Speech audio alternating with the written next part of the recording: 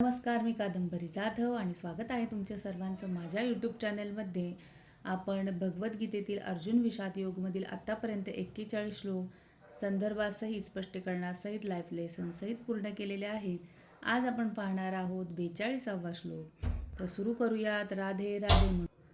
दोषैहि एतैहि कुलघ्नानां वर्णसंकराः कारकैः उत्साद्यन्ते जातिधर्माः कुलधर्माः च शाश्वताः. म्हणजेच वंश परंपरा नष्ट करणाऱ्यांच्या दुष्कृत्यांमुळे आणि या प्रकारे उत्पन्न झालेल्या अनावश्यक संततीमुळे सर्व प्रकारच्या सामुदायिक योजना आणि कुटुंब कल्याणाची सर्व कार्ये उद्ध्वस्त होतात.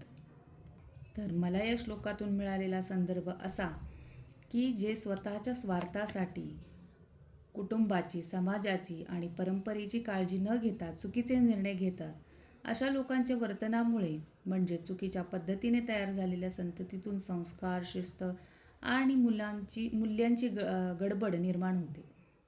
त्यामुळे जातीधर्म आणि कुलधर्म म्हणजेच परंपरा, नीती, मूल्ये हळूहळू नष्ट होतात आणि याचाच परिणाम असा होतो की मानव समाजाची एकत्रितता, सुसंवाद आणि नैतिकता ढासळते.